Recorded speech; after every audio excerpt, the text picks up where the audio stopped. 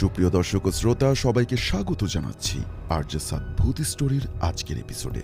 আশা করছি আপনারা সবাই ভালো আছেন এবং ভালোর সাথেই আছেন। আমিও ভালো আছি আর ভালোর সাথেই আছি। বিজ্ঞান এবং বিজ্ঞানের বাহিরে এমন অনেক ঘটনা ঘটে যার কোনো বৈজ্ঞানিক ব্যাখ্যা আমাদের জানা থাকে না। ঠিক সেরকম ঘটনাগুলো নিয়েই আমরা আমাদের এপিসোডগুলো সাজিয়ে থাকি। আজও তার ব্যতিক্রম হয়নি।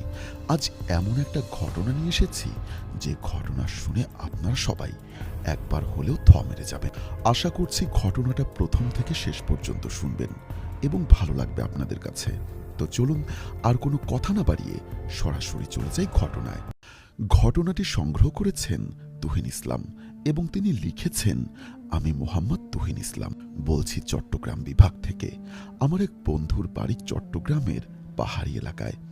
গত বছর তার দাওয়াতে গেছিলাম। সেখানেই আপুটির সাথে আমার পরিচয় হয়। আমার বন্ধুর কাছেই জানতে পারি বহু বছর আগে এক ভয়ানক বাস দুর্ঘটনায় তাদের পরিবারটি প্রায় ছিন্ন ভিন্ন হয়ে যায়। ঘটনা শোনার পর আমি আপুর সাথে আবার আলাদা করে কথা বলি। আপুর নাম নাতাশা। ওনার বড় ভাই মূলত আমার সঙ্গে ঘটনাটি শেয়ার করেন। এটি শুধু একটি ঘটনা নয়, এটি একটি পরিবারের হাহাকার, এক বোনের আত্মত্যাগ এবং আর এক বোনের অশুভ শক্তির সঙ্গে লড়াইয়ের এক মর্মান্তিক উদাহরণ। এক ঘটনায় এক বোন হারিয়ে যায় চিরতরে, আর এক বোনের উপরে ভর করে এক অশরীরী শক্তি, যার প্রতিশোধের আগুন তাদের জীবনকে নরক বানিয়ে দেয়। ঘটনার ভেতরের ভুল ত্রুটির জন্য আমি সকলের কাছে ক্ষমা চেয়ে নিচ্ছি। কিছু কিছু সফর আমাদের আপন করে নিতে আসে না, বরং চিরদিনের জন্য আলাদা করে দেওয়ার জন্যই আসে। এমনই এক যাত্রায় আমি, আমার মা আর দুই ছোট বোনের সঙ্গে গেছিলাম। তখন কে জানতো যে এই যাত্রা আমাদের মৃত্যুর দোরগোড়ায় নিয়ে যাবে। আমাদের নানা বাড়িতে একটা বিয়ের অনুষ্ঠান ছিল, আর সেই উপলক্ষে অতিথিদের প্রচণ্ড ভিড় জমেছিল। সবাই অসাধারণ সাজে সেজেছিল। প্রত্যেকের মুখে ছিল আনন্দ আর উপচে পড়া হাসি। ওই যাত্রাটা ছিল একটা পাহাড়ি এলাকার মধ্য দিয়ে। আমরা যারা সমতলের মানুষ, জীবনে প্রথমবারের মতো পাহাড় দেখেছিলাম। আমাদের আজও স্পষ্ট মনে আছে বাসের জানালার পাশের আসনটা নিয়ে আমি আমার ছোট বোন মারিয়ার সঙ্গে কি ভীষণ ঝগড়াটাই না করেছিলাম। বাসটা এঁকে বেঁকে চলছিল আর আমাকে যেন এক অন্য জগৎ নিয়ে যাচ্ছিল।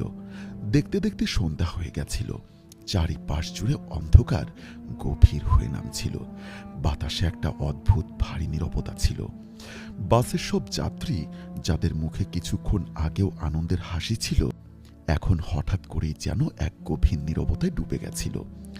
আমার চোখ বারবার বাহিরের আঁকা বাঁকা পটটার দিকে চলে যাচ্ছিল। আমার ছোট দুই বোন নাতাশা আর মারিয়া ততক্ষণে ঘুমিয়ে পড়েছে। মা আয়াতুল কুরসি পড়ে আমাদের সবার উপরে ফু দিচ্ছিলেন। আমরা যতই গন্তব্যের কাছাকাছি পৌঁছচ্ছিলাম, পথগুলো ততই ভয়ঙ্কর আর অচেনা হয়ে উঠছিল। গত 5 মিনিট ধরে একদল কুকুরের ঘেউ ঘেউ করার শব্দ বাতাসে ভেসে আসছিল। আমার চোখে ঘুমের আবেশ নেমে এসেছিল, কিন্তু এই বিকট আওয়াজটা আমাকে কিছুতেই ঘুমোতে দিচ্ছিল না। হঠাৎ করেই বরযাত্রীতে ভরা বাসটা একটা মোড় ঘুরতে গিয়ে নিয়ন্ত্রণ হারিয়ে ফেলল, আর প্রচণ্ড একটা ঝাঁকুনিতে আমি সামনের দিকে ছিটকে পড়লাম। আমার মাথাটা সামনের সিটের লোহার সাথে সজোরে ধাক্কা খেল। তারপর আমার সঙ্গে কি হয়েছিল তার মনে নেই। যখন জ্ঞান ফিরল, তখন নিজেকে একটা স্থায়ী হসপিটালের বিছানায় আবিষ্কার করলাম। সারা শরীরে ব্যান্ডেজ বাঁধা। একজন নার্স আমাকে স্যালাইন দিচ্ছিলেন। প্রথমে আমি কিছুই বুঝতে পারছিলাম না, আমি কে, কোথায় আছি। হঠাৎ করে যেন সব কিছু উলটপালট হয়ে গেছিল। তখন আমার বয়স ছিল প্রায় 14 বছর। আমার পুরো শরীরটা ফোস্কার মতো যন্ত্রণায় টনটন করছিল। কিছুক্ষণ পর আমার মনে পড়ল ঠিক কি ঘটেছিল। আমি চারিপাশে তাকালাম, কিন্তু মাকে কোথাও দেখতে পেলাম না। আমার দুই যমজ বোন নাতাশা আর মারিয়াও আশেপাশে ছিল না। আমি ভাঙা ভাঙা গলায় নার্সকে তাদের কথা জিজ্ঞাসা করলাম, কিন্তু তিনি আমাকে কিছুক্ষণ অপেক্ষা করতে বললেন। ইমার্জেন্সি ওয়ার্ডে তখন অনেক ভিড় ছিল। চারপাশ থেকে শুধু মানুষের কান্নার আর চিৎকারের আওয়াজ আসছিল। একটু পরে আমি বুঝতে পারলাম মা আমার বিছানা থেকে 5টা বিছানা পরেই গুরুতর আহত অবস্থায় শুয়ে আছেন। সেই রাতটা যে কি ভীষণ কষ্টের ছিল তা বলে বোঝানো যাবে না। যে বাড়িতে বিয়ের আনন্দ হওয়ার কথা ছিল সেখানকার সবাই আর আশেপাশের সমস্ত আত্মীয় স্বজন খবর পেয়ে হসপিটালে ছুটে এসেছিলেন। সেই ভয়ঙ্কর দুর্ঘটনায় ৮ জন যাত্রী ঘটনাস্থলে মারা গেছিলেন, আর তারা সবাই ছিলেন আমাদের খুব কাছের আত্মীয়। বাসটা খাদের গভীরে পড়ে যাওয়ার কারণে এমন একজনও যাত্রী ছিলেন না যিনি আহত হননি। পুরো বাসের যাত্রীদের মধ্যে একমাত্র আমার ৭ বছর বয়সী বোন নাতাশাই এমন একজন ছিল যার শরীরে সামান্য একটা আঁচড়ও লাগেনি। আর এজন্য আমরা আল্লাহর কাছে যতই কৃতজ্ঞতা জানাই না কেন তা কমই হয়ে যায়। সেই রাতের পর ঠিক কি কি ঘটেছিল তা আমি বিস্তারিতভাবে জানতাম না। পরদিন আমি জানতে পারলাম আমার ছোট বোন মারিয়া, যে ছিল নাতাশার যমজ বোন, সে আর আমাদের মাঝে নেই। ওই সময় পরিস্থিতিটা এতটাই ভয়াবহ ছিল যে আমি মায়ের গলা জড়িয়ে ধরে কান্নার সুযোগও পাচ্ছিলাম না। আমার মাও আমার কাছে আসতে পারছিলেন না। আমাদের মামা যে একা হাতে কিভাবে সব সামলেছেন তা ভাবলে অবাক লাগে। হসপিটাল থেকে ছাড়া পাওয়ার পর মামা আমাদের নিজের বাড়িতে নিয়ে গেলেন। সেখানে খালা, নানিয়াম্মা আগে থেকে আমাদের জন্য অপেক্ষা করছিলেন। আমাদের বাবাও তার অনেক আগে মারা গেছিলেন। মা মারিয়ার হারানো শোকটা ওই অবস্থায় একা কিভাবে সহ্য করতেন, তাই আমি সিদ্ধান্ত নিলাম যে আপাতত নানির বাড়িতেই থাকব। আমার নিজের শারীরিক অবস্থা কিছুটা ভালো হওয়ার পর আমি নিয়মিত মাকে দেখতে যেতে শুরু করলাম। কিন্তু এই সময়ে নাতাশা একদম চুপচাপ আর শান্ত হয়ে গেছিল। ও হসপিটাল থেকেই কেমন যেন অদ্ভুত আচরণ করছিল। ও কখনো কাঁদত না বা কোনো জিনিসের জন্য বায়না করত না, বরং বয়সের তুলনায় অনেক বেশি সংযত আর গম্ভীর হয়ে গেছিল। ওদের একটা ছোট্ট বাচ্চা ছিল, কিন্তু মারিয়া যার সঙ্গে সে দিনের বেশিরভাগ সময় কাটাতো, একসঙ্গে খেলতো, পড়তো, যে যমজ বোন তার নিজেরই প্রতিচ্ছবি, সেই দুর্ঘটনায় তাকে চিরদিনের জন্য ছেড়ে চলে গেছিল। আর তাই হয়তো সে এমন হয়ে গেছিল। হসপিটাল থেকে বাড়ি ফেরার পর দূর দূরান্ত থেকে মানুষ শুধু নাতাশাকে এক নজর দেখতে আসতো। তারা অবাক হয়ে বলতো, এটা কি সেই বাচ্চা মেয়ে যার গায়ে একটু আঁচড়ও লাগেনি? আর এটা কিন্তু সত্যি আর অবিশ্বাস্য ছিল। মা বলতেন, দুর্ঘটনার ঠিক আগ মুহূর্তে নাতাশা আমার কোলেই ছিল, আর মারিয়া ঠিক আমার কাঁধের সঙ্গে হেলান দিয়ে বসেছিল। যখন দুর্ঘটনা ঘটল তখন নাতাশা আর আমার কোলে ছিল না। সব কিছু আমাদের নিয়ন্ত্রণের বাহিরে চলে গেছিল। আমরা তখন এই ব্যাপারটাকে অতটা গুরুত্ব দেইনি, কারণ তখন আমাদের বোঝার মতো মানসিক অবস্থা ছিল না। কিন্তু নাতাশার এই নীরব আর নিষ্প্রাণ অবস্থা দেখে আমরা সবাই মিলে তাকে স্বাভাবিক জীবনে ফিরিয়ে আনার আপ্রাণ চেষ্টা শুরু করলাম। কখনো নানিমা তাকে গল্প শোনাতেন এবং সেই অজুহাতে কাছে ডেকে বসাতেন। কখনো খালা তার পছন্দের কোনো খাবার রান্না করে নিয়ে আসতেন। আবার কখনো মামা বাহির থেকে তার জন্য খেলনা বা রঙিন পেন্সিল কিনে আনতেন, যেন কোনো না কোনোভাবে নাতাশা তার ভেতরের কষ্টটা ভুলে গিয়ে আবার আগের মতো কথা বলতে শুরু করে। কিন্তু নাতাশা ঘন্টার পর ঘন্টা একা একাই বসে থাকত আর শূন্য দৃষ্টিতে মানুষের দিকে বা দেয়ালের দিকে তাকিয়ে থাকত। মামার বাচ্চারা যখন তার সঙ্গে খেলতে যেত তখন সে তাদের কাছে যেতে চাইত না। আমি তাকে ডেকে এনে আগের দিনের মজার মজার ঘটনার কথা বলতাম, কিন্তু আমার মনে হতো না সে আমার কোনো কথাই শুনতে পাচ্ছে। মামা তো ভয় পেয়ে গেছিলেন। তিনি নাতাশাকে ডাক্তারও দেখিয়েছিলেন, যাতে ওর মনের উপর কোনো গভীর প্রভাব পড়েছে কিনা তা জানা যায়। কিন্তু ডাক্তাররাও অস্বাভাবিক কিছু খুঁজে পাননি। দেখে মনে হতো সে যেন ওই দুর্ঘটনার ভয়ঙ্কর রাতের মধ্যেই কোথাও একটা আটকে আছে। বাড়িতে সবাই যখন একে অপরের সঙ্গে কথা বলতো তখন তার নীরবতা আমাদের সবাইকে কষ্ট দিত। আম্মু তাকে পাশে বসিয়ে নানা ধরনের কথা বলতেন, একসাথে ঘুমোতে চাইতেন। কিন্তু আম্মু যেইমাত্র চোখ বন্ধ করতেন নাতাশা নিঃশব্দে আম্মুর কাছ থেকে সরে যেত। আম্মুর শারীরিক অবস্থা এতটাই খারাপ ছিল যে তিনি বিছানা থেকে উঠে দাঁড়াতে পারতেন না। তাই নাতাশা তার কাছ থেকে দূরে সরে গেলেও তিনি কিছুই করতে পারতেন না। নানির বাড়িটা ছিল পাহাড়ি এলাকায়। সেখানে রাতের বেলা অনেক দূর থেকে কুকুরের ঘেউ ঘেউ করার আওয়াজ ভেসে আসত। কিন্তু যখনই নাতাশা সেই আওয়াজ শুনত তখনই সে একেবারে পাগলের মতো আচরণ করত।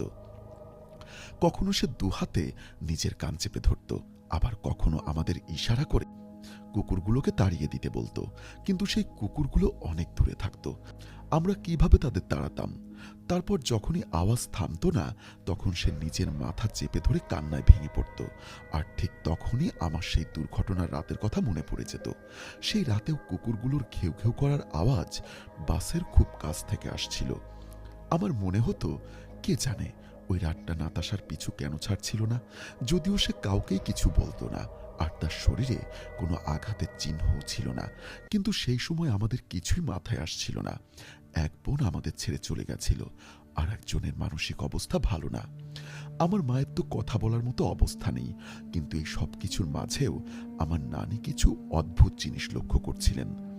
নাতাশা হয়তো আমাদের কারো সঙ্গে কথা বলতো না, কিন্তু সে খালার ঘরে একটা কোণে রাখা কয়লা দিয়ে বারবার দেওয়ালে একটা ছবি আঁকত। সে একদিকে নিজের একটা ছোট ছবি আঁকত, আর তার পাশে নিজের চেয়ে অনেক বড় একটা মেয়ের ছবি আঁকত, যার মুখের জায়গায় সে বড় একটা কালো গর্ত করত। আর ওই বড় মেয়েটার শরীরে কোনো পা থাকতো না। মামা, খালা, নানি সবাই এই দৃশ্য দেখে খুব ভয় পেয়ে গেছিলেন, কারণ খালার পুরো ঘরের দেওয়ালে এই ভয়ঙ্কর ছবিতে ভরে গেছিল। আম্মু দেখাশোনা করতে গিয়ে সবাই এতটাই ব্যস্ত ছিল যে কখন নাতাশা একা একা উঠে ওই ঘরে গিয়ে সব ছবি আঁকত তা কেউই জানতে পারত না। আর যখনই সবাই এই ছবিগুলো দেখত, তখন নাতাশার মুখে যে হাসিটা ফুটে উঠেছিল সেটা কোনোভাবেই অস্বাভাবিক শিশুর হাসি ছিল না। ও তো একটা ছোট বাচ্চা, ওইটা বলতেও পারত না যে ওই ছবিটা আমার বোন মারিয়ার। মামাকে জিজ্ঞাসা করলেন, নাতাশা, এটা কে? সে কিছুই না বলে তার ছোট্ট হাত দিয়ে ইশারা করে নিজের বুকের উপর হাত রাখল, যার মানে এটা আমি। তারপর পাশের বড় ছবিটার দিকে আঙ্গুল দিয়ে দেখিয়ে ঘরের কোণার দিকে তাকিয়ে হাসতে শুরু করলো, আর আঙ্গুল দিয়ে বারবার ওই কোণার দিকেই ইশারা করতে লাগলো। আমরা সবাই ভয়ে কাঁপছিলাম, আর নাতাশা কেবল দেওয়ালের ওই কোণাটাই দেখিয়ে যাচ্ছিল, আর কিছু বলছিল না। আমরা যে সবাই ভয় পাচ্ছিলাম সেদিকে তার কোনো ভ্রুক্ষেপ ছিল না। সে অন্যদিকে তাকিয়ে হেসেই যাচ্ছিল। নাতাশার ঘুম অনেক আগেই কমে গেছিল।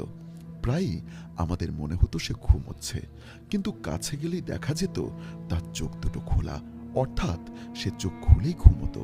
কিছুদিন ধরে তার হাতে আর বাহুতে প্রায় প্রতিদিনই আঁচড়ের দাগ পাওয়া যাচ্ছে, যেন কোনো ধারালো জিনিস দিয়ে কেউ তার শরীরটা ছিঁড়ে দিয়েছে। কিন্তু অবাক করার বিষয় হলো, সে এতে কোনো কষ্ট বা ব্যথা অনুভব করত না। এরপর নাতাশার আচরণ আরো অনেক দ্রুত বদলাতে শুরু করলো। আমরা যেহেতু পাহাড়ি এলাকায় থাকতাম, আর পাহাড়ি এলাকার আবহাওয়া ঠান্ডা হওয়ার কারণে সেখানে মাংস খুব বেশি খাওয়া হতো। তাছাড়া আম্মু আর আমার স্বাস্থ্যের উন্নতির জন্য বাড়িতে প্রায় দিনই স্যুপ তৈরি করা হতো। নাতাশা আগে কখনোই মাংস খেতে পছন্দ করত না, কিন্তু যখন সে হাড়ির ভেতর হাত ঢুকিয়ে মাংসের টুকরা বের করে আনে আর কাঁচা পাকা যে কোনো ধরনের মাংসই খেতে শুরু করে, নানি নাতাশার এই ভয়ঙ্কর অবস্থা দেখে খুব ভয় পেয়ে গেছিলেন। তিনি মামাকে বললেন, এর সঙ্গে কোনো অশুভ শক্তির ছায়া আছে। যা ঘটনা ঘটছে এর সাথে কেউ একজন আছে, যাকে শুধু নাতাশাই দেখতে পাচ্ছে। ঠিক তখন থেকেই ওই ভয়ঙ্কর ছবিগুলো আঁকতে শুরু করেছিল সে। মামা পাশের গ্রামের এক পীর সাহেবকে চিনতেন। নানি তৎক্ষণাৎ মামাকে পাঠালেন সেই পীর সাহেবকে সঙ্গে করে নিয়ে আসার জন্য। যেইমাত্র মামা পীর সাহেবকে আনতে গেলেন, ঠিক তখনই নাতাশা বাড়ির ভেতরে বিকট স্বরে চিৎকার করতে শুরু করলো। আগে তো তার মুখ দিয়ে কোনো কথাই বের হতো না, আর এখন সে এমন জোরে গর্জন করছিল যে আমাদের সেখানে টিকে থাকাই মুশকিল হয়ে যাচ্ছিল। নানি বললেন, আল্লাহ আমাদের রক্ষা করুন। মামা ছোট ছোট বাচ্চারা ভয় কাঁদতে শুরু করলো। তারা এই আওয়াজ শুনে আর নাতাশার ভয়ঙ্কর অবস্থা দেখে জোরে জোরে কাঁদতে শুরু করলো। পুরো বাড়িটা একটা অদ্ভুত ভয়ের আতঙ্কে ছেয়ে গেল। আম্মু বিছানায় শুয়ে কাঁদছিলেন, কারণ তিনি নিজের জায়গা ছেড়ে নড়তেও পারছিলেন না। তার কোমরের হাড় ভেঙে গেছিল, আর পায়েও প্লাস্টার করা ছিল। অন্যদিকে নাতাশার চিৎকারের তীব্রতা ক্রমেই বেড়ে চলছিল। নাতাশার আওয়াজ এতটাই বিকট হচ্ছিল যে পাড়া প্রতিবেশীরাও নিজেদের বাড়ি থেকে বেরিয়ে এসে আমাদের জিজ্ঞাসা করতে লাগলেন, ওর কি হয়েছে, ও এমন করছে কেন? আম্মু সবাইকে বারবার বলতে বলতে ক্লান্ত হয়ে গেছিলেন যে সে একদমই একটা সাধারণ মেয়ে ছিল, আর এই সব কিছুই সে দুর্ঘটনার পর থেকেই শুরু হয়েছে। কেউ কেউ কিছু দোয়া পড়ে ফু দিতে যেত, কেউ আবার কিছু তাবিজ কবজও দিত। আর নানির সাহসের তো জবাব নেই। তিনি যে কিভাবে এই কঠিন পরিস্থিতিতে আমাদের তিনজনকে একা হাতে সামলেছেন ভাবা যায় না। নাতাশা তখনও কিছু বলছিল না, কিন্তু এমনভাবে চিৎকার করছিল যে সবাই বুঝতে পারছিল এটা সে ইচ্ছাকৃতভাবে করছে না। আমাদের হাসি খুশি পরিবারটা কেমন যেন অদ্ভুতভাবে নিস্তব্ধ আর বিষণ্ণ হয়ে গেছিল। নাতাশার চোখে সারাক্ষণ কেবল আতঙ্ক আর ভয় লেগে থাকত। সে রাতের ঘুম পুরোপুরি ছেড়ে দিয়েছিল। নানির পশুপালনের জন্য একটা বড় খাঁচা ছিল, যেখানে গরু ছাগল বেঁধে রাখা হতো। রাতের বেলা নাতাশা সবার চোখ এড়িয়ে সেই খাঁচায় চলে যেত।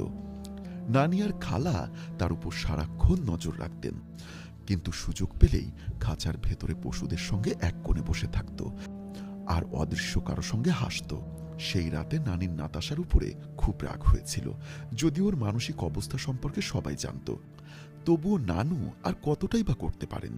মেয়েটার একদিকে এমন ভয়ঙ্কর অবস্থা, আর অন্যদিকে আমি তখনও পুরোপুরি হাঁটতে সক্ষম হচ্ছিলাম না।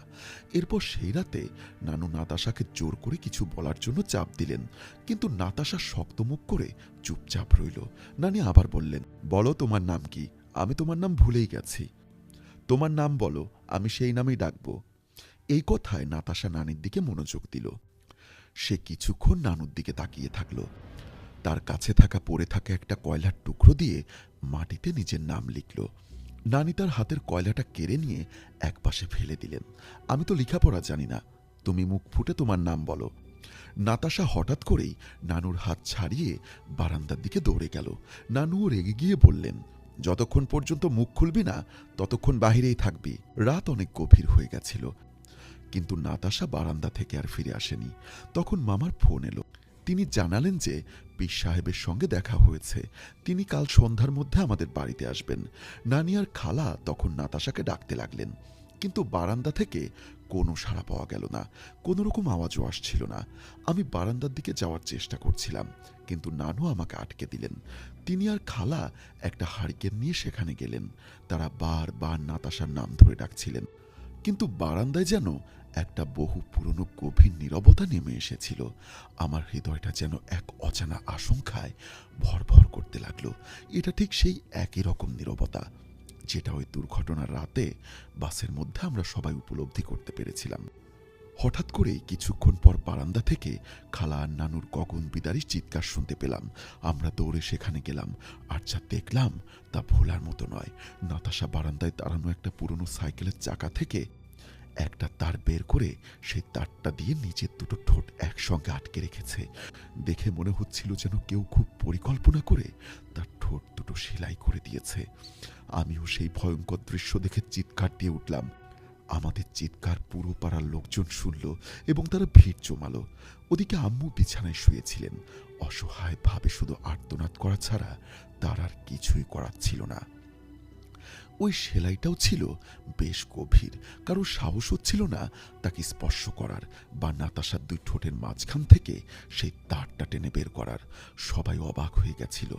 কেউ কেউ এই অবস্থা দেখে কাঁদছিল, কিন্তু নাতাশার মুখে বিন্দুমাত্র ব্যথার চিহ্ন ছিল না। নানি তাকে মুখ খুলতে বলেছিলেন, আর সে কিনা নিজের মুখের সাথে এমন ভয়ঙ্কর কাজ করল, নিজের ঠোঁট দুটো সেলাই করে দিল। এখন আপনারাই বলুন, আমি তার মুখের ওই অবস্থা কিভাবে বর্ণনা করব? ও তো পুরোপুরি মানুষ ছিল না, আর তার মুখে কোনো বিষণ্ণতার ছাপও ছিল না। তার মধ্যে অদ্ভুত কিছু একটা ছিল। তাকে দেখে মনে হচ্ছিল ওটা যেন ওর মুখ না। নাতাশার চোখ তখন টকটকে লাল। মামা বাড়িতে ছিলেন না। ওকে দ্রুত হসপিটালে নিয়ে যাওয়াটা খুব জরুরি ছিল, কিন্তু প্রশ্ন ছিল এটা কেউ নিজে করেছে নাকি এর পেছনে অন্য কেউ আছে। এসব ভাবার তখন সময় ছিল না। নানি তখনই কোরআনের আয়াত পড়তে শুরু করলেন। নানির চোখ বন্ধ ছিল, আর নাতাশার অবস্থা বলার মতো নয়। তার পুরো শরীরটা থর থর করে কাঁপছে। নানি চোখ খুললেন না, তিনি দোয়া পড়তেই থাকলেন। পাশে থাকা সবাই দুরূদ পড়া শুরু করলো। খালা দৌড়ে এক গ্লাস পানি নিয়ে এসে নানির হাতে দিলেন। নানি তখন অজু অবস্থায় ছিলেন। তিনি সবসময় জায়নামাজে নামাজ পড়তেন, পর্দা করতেন। তিনি কখনো নিজের চুল খোলা রাখতেন না। তখনই নানি চোখ খুললেন, আর রাগে গর্জন করে নাতাশার দিকে তাকিয়ে বললেন, এক্ষুনি তোর নাম বল। আমি বলছি, বল কে তুই। ঠিক সেই মুহূর্তে নাতাশা হাত বাড়িয়ে সাইকেলের সেই তারটায় এক ঝটকায় নিজের ঠোঁট থেকে বের করে ফেলল। শুধু এই দৃশ্যটা একবার কল্পনা করুন। নানি তখন নিজের ঠোঁট দুটো সেলাই করে দিলেন। আর রাগে গর্জন করে নাতাশার দিকে তাকিয়ে বললেন, এক্ষুনি তোর নাম বল। আমি বলছি, বল কে তুই। ঠিক সেই মুহূর্তে নাতাশা হাত বাড়িয়ে সাইকেলের সেই তারটায় এক ঝটকায় নিজের ঠোঁট থেকে বের করে ফেলল। শুধু এই দৃশ্যটা একবার কল্পনা করুন। ভয়ে কাঁপতে থাকবেন সবাই। আমরা তখন কি করব, কি অবস্থা হয়েছিল আমাদের একটু ভেবে দেখুন। নাতাশা গম্ভীর কণ্ঠে বলল, যখন গাড়িটা খাদে পড়েছিল ঠিক তখনই আমাদের একটা বাচ্চা মেয়ে সেখানে খেলছিল, আর তোমার মেয়েটা ঠিক তার উপরেই গড়িয়ে পড়েছিল। তোমাদের দুর্ঘটনার কারণে আমার মেয়েটা মারা গেছে। আমরা আমাদের মেয়েকে ফেরত চাই, আর এর জন্যই আমরা তোমাদের মেয়েকে ছাড়ব না। আমরা তোমার মেয়েটার কথা বলার ক্ষমতাও কেড়ে নেব, শান্তিতে বাঁচতে দিব না। তখন পুরো পাড়ার লোক সেখানে জমে গেছিল, আর এই ঘটনাটা সবার সামনে ঘটেছিল। সবাই ভয় চোখ বড় বড় করে এই অবিশ্বাস্য দৃশ্য দেখছিল। নানি বললেন, আমি তোর অভিযোগ আমার রাসূল সাল্লাল্লাহু আলাইহি ওয়াসাল্লামের নামে আল্লাহর কাছে করব। যখন দুর্ঘটনা ঘটেছিল তখন কে জানতো যে ওই গর্তের মধ্যে কি ছিল? তোরা যাই করিস না কেন, এর ফল তোরা পাবি। তুই যে এক অশরীরী জীব, এই সত্যটা জেনে আমরা তোর থেকে কোনো প্রতিশোধ নিতে পারবো না। কিন্তু যদি তুই এখান থেকে না যাস আর আমার নাতনিকে যদি না ছাড়িস, তাহলে এর জন্য খুব ভয়াবহ পরিণতি অপেক্ষা করছে। নানি তখন হুমকির সুরে সেই অশরীরীর সঙ্গে কথা বলছিলেন, কিন্তু সবাই তখন সমস্বরে দুরূদ ও কালিমা পাঠ করছিল। তারপর নাতাশা হঠাৎ করে মাটিতে লুটিয়ে পড়ল। তখন সে কিছুই বুঝতে পারছিল না। কাছাকাছি একটা ডিসপেন্সারি থেকে একজন ডাক্তারকে ডেকে নিয়ে আসা হলো। তিনি দ্রুত এসে সাহায্য করলেন এবং বললেন, কাল সকালে নাতাশাকে হসপিটালে নিয়ে যান। এসব ঘটনার পর নাতাশা এমন একটা গভীর ঘুমে তলিয়ে গেল যেন সে কত দিন ধরে জেগেছিল।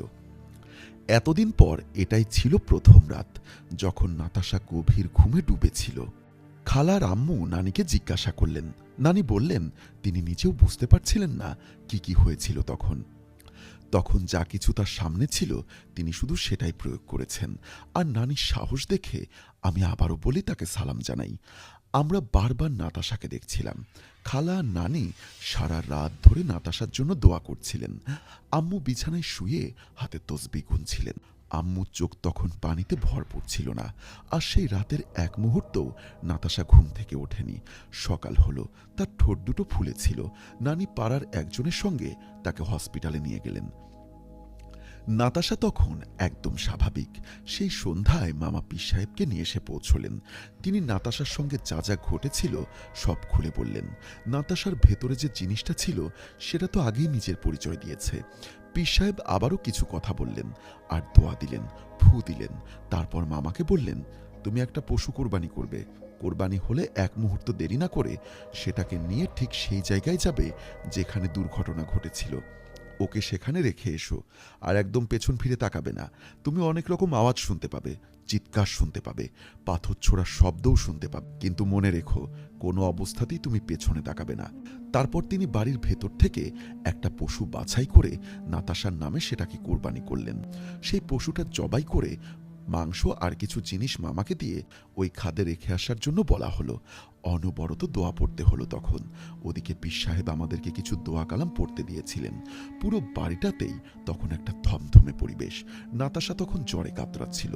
মামা বললেন তার জীবনের সব যাত্রা একদিকে ছিল, আর এই যাত্রাটা ছিল আরেক দিকে। মামার কথায় এই যাত্রাটা এতটাই ভারী ছিল যে এক পা ফেলাও কঠিন মনে হচ্ছিল। আমি মোটর সাইকেলে ছিলাম। আমার বারবার মনে হচ্ছিল যেন মোটর সাইকেলটা পড়ে যাবে। তারপর হুট করেই পড়ে গেলাম। আমি মোটর সাইকেল যতই টান দিচ্ছিলাম মনে হচ্ছিল কেউ যেন মোটর সাইকেলটা পেছন থেকে টেনে ধরে আছে। কিন্তু আল্লাহর কালামের শক্তির কারণে আমি সব জিনিস ঠিকঠাকভাবে করে আসতে সক্ষম হয়েছি। তারপর আমি আর পেছনে ফিরে তাকাইনি, সোজা বাড়ি চলে এসেছি। এই সময়টা নাতাশা জ্বরের ঘরেই ছিল। হঠাৎ নাতাশার শরীরে ছুরির মতন তীব্র ব্যথা অনুভূত হলো, আর পুরো শরীরটা থরথর করে কাঁপছিল। ঠিক সেই সময় যখন মামা জিনিসগুলো সেখানে রেখে ফেরত এসেছিলেন। পরে মামা যখন ফিরলেন, পীর সাহেব তাকে গোসল করতে বললেন এবং জানালেন যে পাহাড়ি এলাকায় বিশেষ করে রাস্তার মোড় ঘোরার সময় এই ধরনের অশরীরী জিনিস অনেক বেশি পরিমাণে পাওয়া যায়। ওই রাতে সত্যিই সেই জিনটার বাচ্চাটা মারা গেছিল, আর তখনই বাচ্চাটার মা নাতাশার উপরে ভর করেছিল এবং নাতাশাকে কিছু বলতেও দিচ্ছিল না। এরপর নানি বাড়িতে কোরআন খতম করলেন। 10 দিন ধরে আমাদের বাড়িতে পাড়ার লোকেরা এসে জোরে জোরে কোরআন তেলাওয়াত করত, যাতে তেলাওয়াতের আওয়াজ নাতাশার কান পর্যন্ত পৌঁছায়। আর ওই 10 দিন নাতাশা শুধু ঘুমিয়েই কাটালো, আর কিছুই করল না। পীর সাহেব বলতেন, বাচ্চাটাকে ঘুমোতে দাও, ওর উপর দিয়ে অনেক ঝড়ঝাপটা গিয়েছে, সে মানসিকভাবে এখন ধীরে ধীরে সুস্থ হয়ে উঠছে। আমরা সবাই তখন ভীষণ দুশ্চিন্তায় ছিলাম, মাথায় শুধু একটা চিন্তাই ঘুরপাক খাচ্ছিল, এখন কি হবে, এরপর কি হবে। কিন্তু আল্লাহর কাছে যতই শুকরিয়া আদায় করি কম করা হবে। আমার বোন নাতাশা আবার সুস্থ হয়ে আমাদের মাঝে ফিরে এলো। এইসব ঘটনা ঘটার পর প্রথমবার যখন সে কথা বলল, তখন নানির খুশিতে যে কি অবস্থা হয়েছিল কি করে বলবো। আজও আমি যখন ভাবি তখন মনে হয় হয়তো এই দুর্ঘটনাটা আমাদের জীবনেরই একটা অংশ ছিল। এমন দুর্ঘটনা তো জীবনের নানা মোড়েই ঘটতে থাকে, কিন্তু এমন কঠিন আর ভয়ঙ্কর সময়ে নানি যদি আমাদের সঙ্গে না থাকতেন তাহলে আমাদের কি হতো তা ভাবতেও ভয় লাগে। আমাদের পুরো পরিবারটা হয়তো টুকরো টুকরো হয়ে যেত, কিছুই অবশিষ্ট থাকতো না। আমরা শুধু অসহায়ভাবে হাত পা ছুটতে থাকতাম। মহান আল্লাহ তাআলা যেন আমাদের সবাইকে, আমাদের প্রিয়জনকে সব সময় সুরক্ষিত রাখেন। এরপর থেকে আমার নানির কাছেই থাকতাম। গত বছরই আমাদের নানি মারা গেছিলেন, কিন্তু আমাদের সবার জীবনে নানির স্মৃতি গভীরভাবে ছড়িয়ে আছে। আল্লাহ তাকে জান্নাতের সর্বোচ্চ স্থান দান করুন, আমিন। আপনাদের সবাইকে অনুরোধ করব আমার নানুর জন্য মন থেকে দোয়া করবেন। আজ এ পর্যন্তই, ফিরে আসব নতুন কোনো ঘটনা নিয়ে। আসসালামু আলাইকুম। এই বলেই মোহাম্মদ তুহিন ইসলাম তার সংগ্রহ করা ঘটনাটি শেষ করেছেন। এই ঘটনাটি তিনি শুনেছেন কার কাছ থেকে আমরা আগেই উল্লেখ করেছি। ঘটনাটি ঘটেছে পুরো পাহাড়ি এলাকায়। আমি বারবার সেই দৃশ্যগুলোই যেন দেখতে পাচ্ছিলাম, এবং কি অদ্ভুত ব্যাপার তাই না, কোথা থেকে কি হয়ে যায়। আমি বারবারই ভাবছিলাম এই পুরো ঘটনাটাই ঘটেছে কোনো একটা রহস্যজনক কারণে। না, সেটা না, ঘটনাটা পুরোপুরি অন্যরকম, একেবারেই আলাদা। তো দর্শক, এই ছিল আমাদের আজকের ঘটনা। ঘটনাটি আপনাদের কাছে কেমন লেগেছে অবশ্যই আমাদের কমেন্টে জানাবেন, এবং আপনার জীবনে যদি এমন কোনো ভয়ানক এবং রহস্যময় ঘটনা ঘটে থাকে তাহলে অবশ্যই আপনারা আমাদের ডেসক্রিপশন বক্সে দেওয়া ইমেলে আপনার ঘটনাটি পাঠাতে পারেন। আমরা আপনার ঘটনা পড়ে শোনাব।